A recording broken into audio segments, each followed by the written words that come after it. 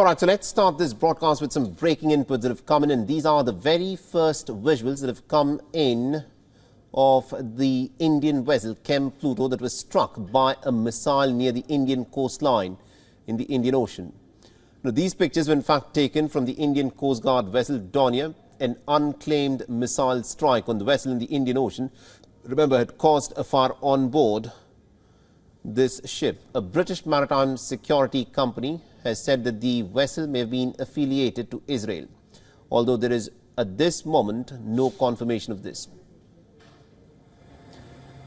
Now, these are the very first images that have in fact come in of this ship that was struck by a missile, and no one has claimed responsibility for the attack. Remember, although the Red Sea corridor has been pretty turbulent in the last few weeks, this particular vessel that has come under attack, it was struck very close, fairly close to the Indian coastline, although it is the Indian Ocean, but it was towards the Indian coastline where this ship came under attack.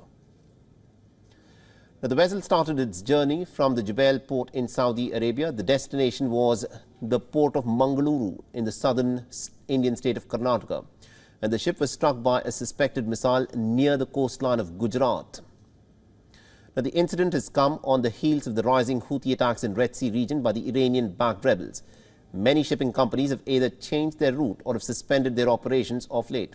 Houthis say that these attacks are a response to Israel's offensive in the Gaza Strip. In response to the drone attack on the MV Chem Pluto, the Indian Coast Guard immediately dispatched a warship for immediate assistance. And at this moment, all 20 Indian crew members on the ship are said to be safe. And to give us more perspective on this, we are being joined by our principal diplomatic correspondent, Siddhant Sibil, who's joining us with more information. Siddhant, tell us what's the latest on the story.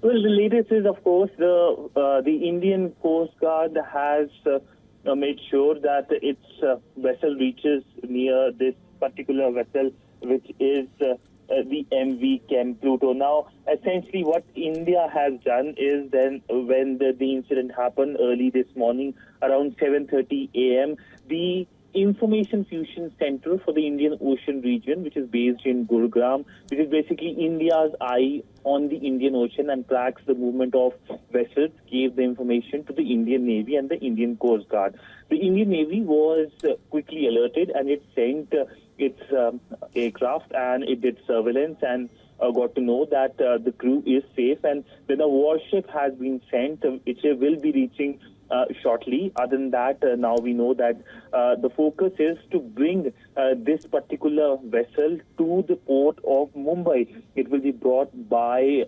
25th, that is by Monday morning. It will be brought to Mumbai, and the damage will be assessed. This is the major attack, and as you pointed out, it looks like the Red Sea crisis is now spilling into Indian Ocean. It has and will have huge implications and ramifications, especially when it comes to the prices of food and fuel price costs, and of course impact the global inflation as well.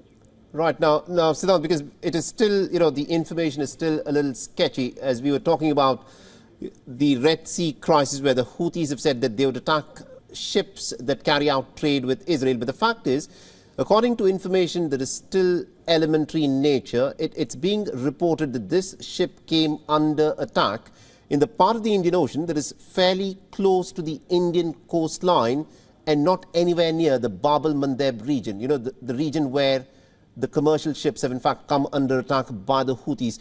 At this point of time, all of this is in the realm of speculation, but do we know about the nature of this projectile that seems to have struck the ship and who perhaps could be behind it?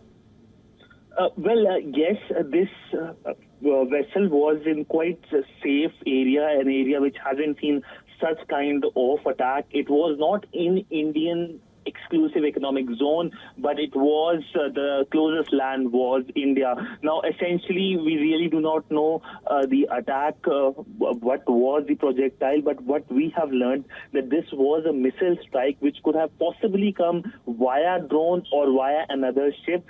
there will be more detailed investigation when the ship reaches the Mumbai port, and the damage will be assessed. So far, the big focus is to make sure the crew is taken out and brought to a safe location. The crew, of course, is safe. There are 21 Indians on board, along with other crew members, including Vietnamese as well. But essentially, what has shocked the system that this kind of attack has taken place near India, and this could have implications that we have pointed out in terms of the global shipping and shipping for India as well, ships coming to India, going from India as well. Absolutely, indeed, Siddhant Sibal. Thank you very much indeed for joining us with that information. We'll, of course, come back to you as more details emerge in this big developing story. WION is now available in your country. Download the app now and get all the news on the move.